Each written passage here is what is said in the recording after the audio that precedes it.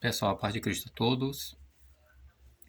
Vamos a mais um vídeo que, se Papai do Céu assim o quiser, eu ajudar. Vou chamar a atenção aqui, gente, acerca de um contexto que nós ignoramos muito, que é o contexto histórico e panorâmico. Por isso que nós não entendemos muitas passagens da Escritura, apesar de repetirmos e pregarmos muitas vezes, mas não temos noção do significado e da ideia real. Por quê? Cometemos algum erro, como entender a Escritura pela lógica da denominação ou do partido religioso que a gente faz parte. Querer interpretar a Bíblia com a ideia dos termos, das palavras ou das situações de acordo com a ideia que nós temos na nossa realidade, na nossa era. E o terceiro, ignorarmos o significado real dos termos. O que é igreja para a gente hoje? O que é seita para a gente hoje? O que significa o termo palavra, o termo pastor, o termo mercenário para a gente hoje? E o que significa no idiomatismo da época em que foi escrito? Então, enquanto a gente não entender as escrituras pelas escrituras, como faz o povo judeu, que erram muito hoje em dia, principalmente o do judaísmo, porque se ficam muito na tradição, mas mesmo assim eles vão para o original quebrar a cabeça, que é um hebraico diferente do hebraico falado agora. Então vou falar aqui acerca de um detalhe muito importante que as pessoas ignoram. Por exemplo, Mateus capítulo 5, 17. Eu não vim para revogar a lei, mas dar pleno cumprimento. Aí o adventista pega essa passagem aí e ignora para quem Jesus está falando, onde ele está falando e quando ele falou. E o que significa essa palavra da não vim revogar, mas dar pleno cumprimento. Como o povo não examina, não fica lendo e relendo os textos, né? Palavra por palavra, versículo por versículo, ou frase por frase, versículo por versículo, capítulo por capítulo, livro por livro, ignora o que Jesus falou lá em João 19, acho que é 28 ao 30. Ele disse o que em Mateus 5, 17? Ele não veio abrogar, mas dá pleno cumprimento. O que foi que ele disse lá em João 19, 28 a 30, se eu não estiver enganado? Vendo que todas as coisas estavam cumpridas, ele disse, tenho sede, e depois que molharam a boca dele com vinagre, ele disse que está consumado. Ou seja, ele veio cumprir, veio satisfazer, consumar, coisa que a lei nunca fez, de acordo com o que está escrito no livro de Hebreus, do capítulo 7 ao capítulo 10. A lei nunca aperfeiçoou nada, apesar de passar séculos fazendo sacrifícios e fazendo coisas que não saciavam, apenas cobria, era coisa transitória que tinha que ser feito diariamente. Cristo, com um único sacrifício, consumou e concluiu.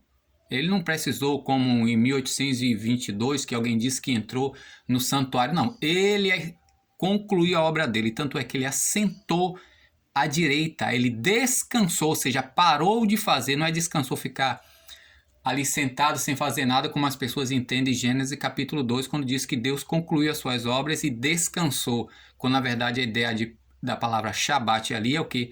Parou de fazer porque já estava concluído, o próprio contexto diz. Então bora lá.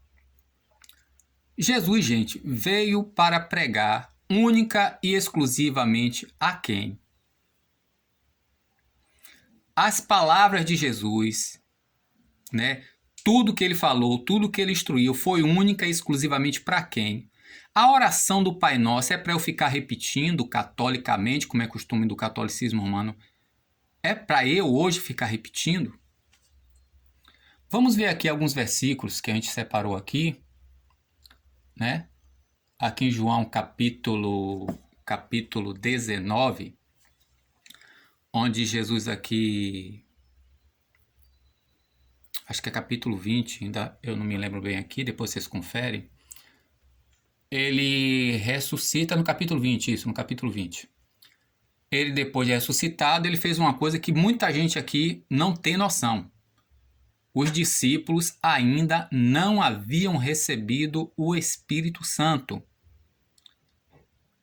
E aqui, gente, dá para perceber pelo contexto do texto e dos livros que também ainda não havia sido revestido com o Espírito Santo ou batizado no Espírito Santo. Revestido de poder, que são duas coisas distintas que as pessoas não compreendem. Veja bem, os discípulos andaram 3 anos e meio com Cristo, mas ainda não havia recebido o Espírito Santo. Está aqui o texto, é só você ver. Mateus 20, versículo 21 diz o quê? E disse-lhe Jesus, pois, outra vez, Pai seja convosco, assim como o Pai me enviou, também venho a vós. E havendo dito isto, soprou sobre ele e disse-lhe, recebeu o Espírito Santo. Eles ainda não haviam sido selados. É outra coisa que a pessoa não tem noção, porque quer entender o texto bíblico pela perspectiva da denominação religiosa que ele faz parte e da realidade da época, ou com sua própria opinião particular. Ele não quer mergulhar no texto para ver o que o texto diz e extrair do texto a ideia. É repetir o que não sabe nem o que está fazendo, nem o que está falando. Não tem nem noção do que é. Outra coisa interessante, gente. O Senhor Jesus, gente, ele veio, como eu já falei, única e exclusivamente para Israel, porque aquilo que Paulo fala em 1 Timóteo, se eu não me engano, se a pessoa não organiza a sua própria casa, como vai organizar a vida dos outros? Então, o que Pedro fala aqui, 1 Pedro 4, porque já é tempo que começa o julgamento pela casa de Deus, e se primeiro começa por nós, qual será o fim daqueles que são desobedientes à palavra? Ou seja, primeiro Deus começa a tratar com a sua própria casa. Olha o que diz aqui em Jeremias 25. Jeremias 25 diz o quê? O cálice da ira de Deus diz o quê? Porque assim me diz o Senhor, Deus de Israel, toma da minha mão este copo do vinho do furor e darás de beber dele todas as nações que eu te enviei. Aqui Deus tratando para a nação para eles receberem a determinação, né, daquilo que Deus ia fazer, os castigos que Deus viria sobre eles. Olha o que ele diz aqui no versículo 28 desse Jeremias 25. E será que se não quiser tomar o copo da tua mão para beber, então lhe dirás, assim diz o Senhor dos Exércitos, certamente bebereis, porque eis que na cidade que se chama pelo meu nome, começo a castigar, e ficareis vós totalmente impunes. Ou seja, Deus primeiro trata com o seu povo. Os evangelhos, minha querida, meu querido, tudo que está tratado ali é prescritivo única e exclusivamente para Israel. Não tem nada a ver para nós. Poucas coisas que são descritivas para nós que devemos ter como exemplo. Assim como as cartas aos Hebreus, carta de Tiago e carta de 1ª e 2ª Pedro, que foram escritas únicas e exclusivamente para o povo da circuncisão. Pelo amor de Deus, preste atenção para quem são enviadas as cartas. Olha o que está escrito no título. Carta de Tiago a quem? A carta aos Hebreus foi escrita a quem? Aos gentios. O que diz Pedro na introdução da sua carta, da sua primeira carta, e depois o que ele diz lá mais adiante, se não me engano, no capítulo 2, a gente não examina, a gente não fica lendo e relendo, é só frequentar, é ouvido passivo, engole sem mastigar. Então Deus começa a tratar pelo seu povo.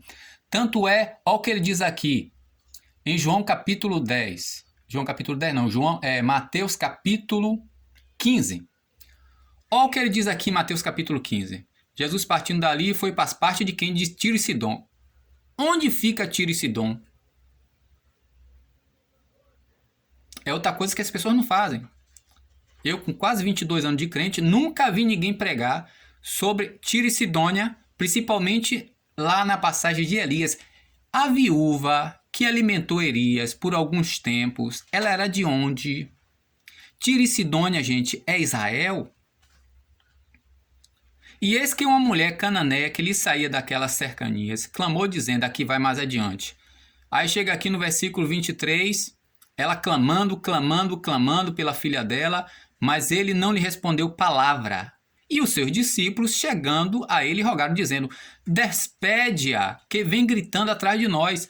Olha o que Jesus disse. E ele, respondendo, disse, eu fui enviado, senão, gente, as ovelhas perdidas da casa de Israel. Jesus só curou e pregou, e algumas pessoas, alguns gentios, alguns não-judeus, por circunstâncias. Como a samaritana, que precisou passar por Samaria.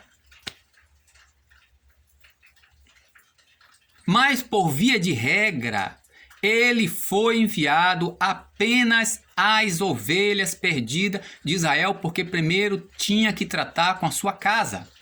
Olha o que diz aqui no versículo, capítulo 10 de Mateus.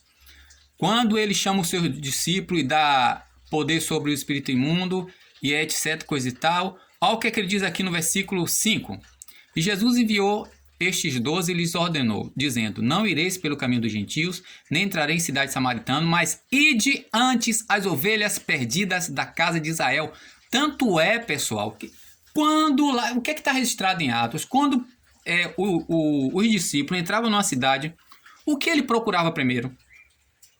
Uma sinagoga, porque quem se reunia, e até hoje se reúne em uma epissinagogue, que erradamente nós chamamos de sinagoga, que sinagoga são as pessoas reunidas ali juntos. A própria palavra sinagogue quer dizer juntos unidos, ou juntos guiados. Por isso que a gente não entende Hebreus 10, 25. Não abandoneis, ainda tem alguma versão que bota, não abandoneis a vossa igreja. Ali é epissinagogue, gente, a carta aos Hebreus, está falando nos Hebreus, ele está falando da reunião, que a sinagoga se reunia em certo lugar, que nós erradamente hoje chamamos de sinagoga, como chamamos erradamente um templo, um lugar de congregar, de congregação ou de igreja. Então, Deus primeiro trata com o seu povo. Olha o que diz João 10, que você geralmente não lê e quando lê não presta atenção. Olha o que ele diz aqui, ó, nesse versículo 3, 4 e 5. Essa é uma das interpretações, porque esse texto é muito profundo. Essa aqui é a interpretação por cima, porque esse texto aqui é muito profundo. Você tem que mergulhar nesse texto aqui de forma profunda, porque aqui é uma da primeira ideia, que é a ideia superficial, entendeu? Tem mais duas ainda, que é muito mais profunda. Olha o que ele diz aqui. Na verdade, eu vos digo que aquele que não entra pela porta no curral das ovelhas, mas sobe por outra parte, é ladrão e salteador. Se você estudar a história de Israel, principalmente ler 1 Macabeus e as histórias dos líderes de Israel, principalmente os líderes religiosos, vocês vão compreender por que os judeus odiavam Jesus. Boa parte dos judeus, não vou dizer os judeus, que aí estou generalizando, tanto é que os discípulos de Jesus eram o quê? As 100 pessoas, cerca de 100 pessoas que aguardaram o batismo no Espírito Santo lá eram o quê? Aquelas 3.000 almas, aquelas 5.000 almas que Pedro ganhou para Cristo, era o quê? Todos eram judeus. Então não posso generalizar. Mas por que, principalmente as autoridades, os escribas, que eram os doutores da lei, e os fariseus, que eram os fariseu quer dizer intérprete, que eram os mestres da lei, não aceitavam Jesus? É só conhecer a história de Israel, gente. E principalmente quem veio antes de Cristo. Lê a história de 1 Macabeus. Não vou dizer para você ler a segunda não, porque eu ainda não li e tem um negócio estranho lá. Mas a 1 Macabeus você vai entender por que eles rejeitaram a Jesus. Porque Jesus é de encontro tudo aquilo que Macabeus defendia. Porque tinha a festa da dedicação. Quando surgiu a festa da dedicação? Entendeu? Aquele, porém, que entra pela porta é o pastor. A ideia da palavra pastor nós ignoramos. Essa palavra pastor é latim. O grego é poimen. O hebraico é roê, que quer dizer aquele que cuida, alimenta, guia e protege. Por isso que a palavra pastor significa cuidador. O certo é que seria colocar cuidador, mas colocou esse termo latino.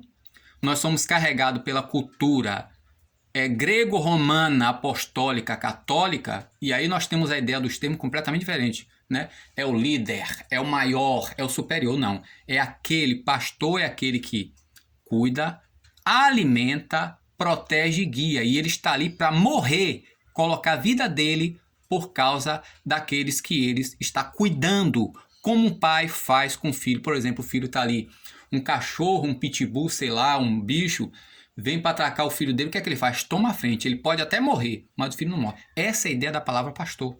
E o contexto aqui de João diz isso, gente. Então, este porteiro abre a porta e as ovelhas ouvem a sua voz, ele chama pelo nome as suas e traz para fora.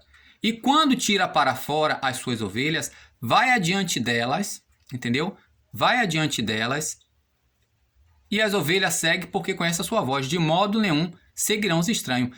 Quem é esse aprisco aqui em cima? Quem é esse aprisco? O curral das ovelhas. Que muitos subiram por outro lugar, mas não entraram pela porta.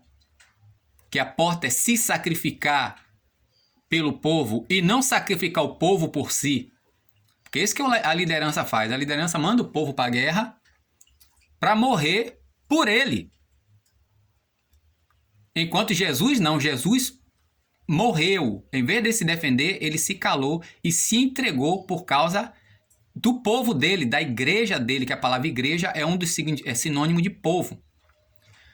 Aqui em cima, gente, você vai entender que isso aqui é única e exclusivamente que esse curral das ovelhas aqui, esse curral das ovelhas é Israel quando você vem aqui para o versículo 6. O versículo 16 de João 10. Olha o que diz aqui o versículo 16. Ainda tenho outras ovelhas que não são deste aprisco. É o contexto textual aqui. Então, são 3 contextos que você precisa ver para você enxergar o que Jesus está falando, para quem está falando e onde ele está falando. Jesus estava onde aqui? Estava em Israel. Pregando o quê? Ao povo israelita. Entendeu como é o negócio? E quem é aqui? É o que ele diz aqui, ó. Assim como o Pai... Cadê o versículo 16? Ainda tem outras ovelhas que não são deste aprisco. Ou seja, lá em cima... Tá falando aqui o quê? Que esse aprisco aqui é Israel. Porque Jesus veio única e exclusivamente para pregar Israel. Quando ele despede os seus discípulos, que eu já li aqui antes, Mateus 10, o que é que ele diz? Não vá pelo caminho dos gentios, nem entrei em cidades samaritanas, mas ide apenas as ovelhas perdidas da casa de Israel. Tanto é que depois de Jesus ressuscitado, gente, que a mulher samaritana disse, eu fui enviado senão as ovelhas perdidas da casa de Israel. A mulher cananita, a Ciro-fenícia. Tanto é, gente, que o que ele diz aqui. Cadê? Ó o que ele diz aqui em Lucas.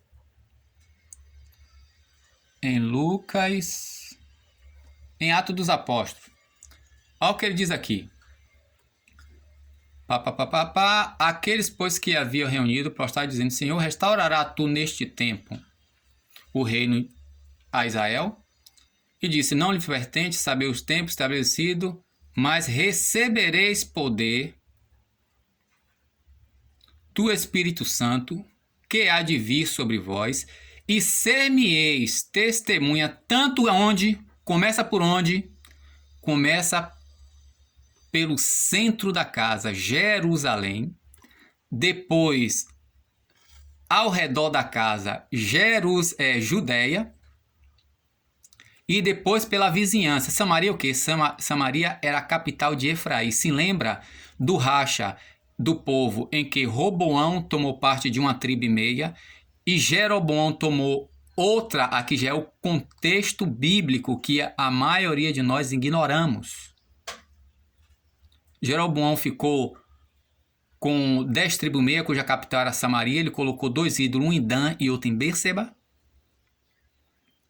Então, até o começo do evangelho, gente, quando Jesus despede, primeiro, gente, ó, os de casa, depois os que estão ao redor da casa, depois a vizinhança e, por último, os confins da terra. A gente tem que aprender, gente, tem que ter interesse, coisa que a gente não tem. E é por isso que nós não entendemos e ficamos repetindo, rezando mesmo. Como dizer que a gente é católico, pô? Como não dizer que a gente é católico? Se a mentalidade é a mesma. Aí fica aqui, ó. Aí Jesus disse, quando orardes, primeiro lugar, é para ficar orando em público, fazendo escândalo? Ou dentro de templo, incomodando o povo? É isso? Jesus disse, o lugar de oração é particular. É como discutir problema de casa, é como a intimidade entre marido e mulher. Entendeu? É como intimidade entre amigos. O que é que tem que fazer? Entra em particular. Fecha a tua porta. Ora ao teu pai. Jesus, quando ia orar, ia fazer o quê, gente? Por que vocês acham que ele ia para o monte? É o mesmo motivo que o povo hoje em dia, que não tem cérebro, me perdoe a ignorância, que vai para lugar lá, subir monte, lá para duna, acabar com as dunas da areia, ou vai lá para monte de não sei aonde. Por que Jesus ia para o monte, gente? Porque onde Jesus ficava, aglomerava a gente. Nem os discípulos Jesus levava, gente. Jesus só levou os discípulos quando foi uma situação muito grave, muito apertada. Oração é coisa particular, é intimidade. Entra em teu quarto, fecha a porta, ora a teu pai que está em secreto, e teu pai que vê em secreto te recompensará publicamente. Ainda diz aqui, ó, não useis de vãs repetições. O que é que a gente faz, gente? Como não dizer que a nossa mentalidade prática é católica, apostólica, romana? Quando não vos assemelheis sobre a ele, né? Porque gentil somos nós, Jesus falando aos judeus para não ser como a gente. Porque na prática é o que nós fazemos hoje. Quem são os gentios aqui? Que os católicos, na Bíblia católica, botam pagãos como se eles não fossem pagãos. Não vos assemelheis, pois ele, vosso Pai, sabe o que é necessário antes de vô-lo pedir. Quando orareis assim, ou seja, deste modo. Não quer dizer que você vai ficar repetindo isso aqui. Porque isso aqui já se cumpriu, gente, ó. Venha o teu reino, seja feita a tua vontade. O que é que está escrito lá quando Jesus expulsa os demônios? Eu acho que não está aqui no texto. Quando Jesus expulsa os demônios, que os escribas e fariseus diz que ele estava expulsando o demônio por Belzebu. O que foi que o Senhor Jesus Cristo disse? O reino dividido. Depois ele disse, se vossos filhos expulsam os demônios, por quem? Mas se eu expulso os demônios pelo dedo de Deus, é chegada a vós. Isso aqui foi depois do capítulo 6, que Jesus praga isso. Deixa eu ver aqui se eu acho o versículo. Tá aqui, ó. Versículo 22 do capítulo 12 de Mateus. Jesus expulsa um demônio, né? De uma pessoa que estava cega e muda, e ele começou a falar e a enxergar. A multidão se maravilhou, mas os intérpretes, os doutores, os mestres, na verdade, fariseus, quer dizer, é parecido com o termo Hermes, no grego, quer dizer destrancar, interpretar.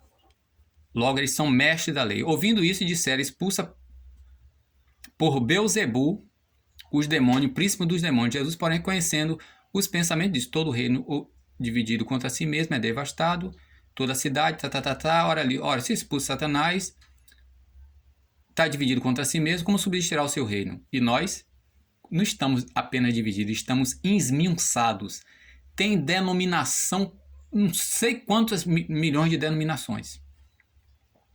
Nós não estamos divididos somente, que a palavra divisão quer dizer quebrado. É o significado real da palavra heresia e seita. Seita vem do latim, sectai, e heresia vem do grego raides, quer dizer divisão, quebrado, partido, rachado, faccionado. Condenado por 1 Coríntios capítulo 1, 3 e 4. Leia lá. Capítulo 1, capítulo 3, capítulo 4. Né? Paulo chama de carnais, nos chama de carnais e partidarista. Mas se pelo Espírito de Deus eu expulso os demônios, logo é chegado a vós o reino de Deus. Aqui, capítulo 12. Ele no capítulo 6 diz, venha o teu reino. E aqui, gente, Jesus começa a dizer, o fato dos demônios ser expulso é chegado o reino. E o reino é estabelecido, gente, quando a gente chega aqui em Atos capítulo 2, que os discípulos estavam ali orando, no dia de Pentecoste, o fenômeno da descida do Espírito Santo não foi um Pentecoste como nós, pentecostais e neopentecostais, erradamente falamos, porque só aprendemos a repetir como papagaios. O evento foi no dia do Pentecoste, que em português significa 50ª, que era uma festa prescrita pela lei de Moisés, que em grego é pentaconta. Pentaconta, de onde vem a palavra Pentecostes. Então, como a gente aprende só a repetir, a gente não tem hábito e nem interesse de ler. Aqui, ó o que está escrito. Ao cumprir o dia de Pentecostes. Ou seja, foi no dia de Pentecoste. Pontualmente, cronologicamente, foi neste dia que o Espírito Santo desceu. Então, não foi um Pentecostes. Foi no dia de Pentecostes. Pare de ser papagaio. Comece a pensar. Então, gente, ou eu começo a ler a Escritura pela Escritura para entender. Jesus veio pregar única e exclusivamente para o povo de Israel. Toda fala aqui eu tenho que ter cuidado para que não seja doutrina, como Mateus 23, que o povo diz ali que Jesus está mandando dar dízimo. Ô ignorante, o templo estava construído. Se Jesus ou os apóstolos tomassem dízimo, eles seriam criminosos, porque nem Arão poderia recolher o dízimo. Era os levitas, os seus auxiliares, que era o baixo sacerdócio, era a segunda classe de sacerdotes. Estes não podiam, em hipótese nenhuma, entrar no templo. Está lá em Números capítulo 13 e capítulo 4. Os filhos de Arão só recebia o dízimo dos levitas, que era como primícias. Número 18, porque todo mundo de Israel tinha que dar as primícias. Desculpa. Então, como eu não leio, só fico repetindo versículos isolados, batidos, aqueles versículos soltos, e apenas fico falando, repetindo, não penso, aí eu não compreendo as escrituras. Aí quero pegar, como faz os adventistas, versículo 17 de Mateus 5, e digo que eu tenho que guardar a lei. Ignoro o contexto histórico, contexto panorâmico e o contexto cronológico. Jesus falou o quê? A quem? Quando? Onde? Lá em João 19 ele falou o quê? Ele cumpriu o que ele falou. Ele veio para dar pleno cumprimento. E ele deu pleno cumprimento depois que ele viu que todas as coisas estavam concluídas. 28. Depois sabendo Jesus que todas as coisas estavam consumadas, para que se cumprisse a escritura, estava ali um vaso cheio de azeite ou cheio de vinagre, puseram pois numa cana de isopo, colocaram na esponja de vinagre e chegaram à boca dele. Então Jesus, depois de ter tomado vinagre, disse, está consumado. Ele cumpriu o que ele prometeu que está registrado em Mateus 15. Mas como eu sou ignorante, aprendo somente a repetir, eu sou papagaio, eu não penso, sou prosélito, não sei o que é contexto. Então, gente, vamos ler. Cuidado com aquilo que você... Mateus 23, Jesus está dizendo que eu gentio, que não sou judeu. Se é para dar dízimo, vamos fazer o que diz o texto. Está lá na lei, Deuteronômio capítulo 12. Está lá em Malaquias. É na casa do tesouro, onde a casa do tesouro prescrita pelo texto, Jerusalém. Então, tenho que peregrinar até Jerusalém para chegar lá e depositar. E não é dinheiro. Eu tenho que comprar animais, tenho que comprar comida, entendeu? Para poder saciar a fome das pessoas lá. E comemorar a festa da lei, ou seja, eu tenho que ser judeu. Então você não é crente em Cristo, você não é sacerdote e rei. Porque nunca o sacerdote arônico pagou o dízimo em Israel. E também nunca recebeu. O único dízimo que ele recebeu era o dízimo dos levitas como primícia. Então se pode dizer que é propriamente dízimo. Como eu sou ignorante, eu não estudo o sacerdócio arônico, eu não estudo a carta de Hebreus, entendeu? Me perdoe, gente, mas a realidade é essa. O povo fala tanto de comunista, de esquerdista, dos gados, mas nós somos tão burro quanto. É o neocatolicismo romano, gente. A gente não pensa, a gente só repete. O povo ainda, em pleno século XX, hoje em dia nós temos acesso à Bíblia, como eu estou aqui no celular, com aplicativo, não preciso comprar, é só baixar. E o povo não lê, não estuda para compreender o que de fato é a igreja. Amém? Me perdoe qualquer coisa, a paz de Cristo, que você possa examinar para saber se de fato o que eu estou falando é certo ou não. Não acredite em nada do que eu falei. Pare, sente, se interessar, que a gente não gosta de estudar mesmo,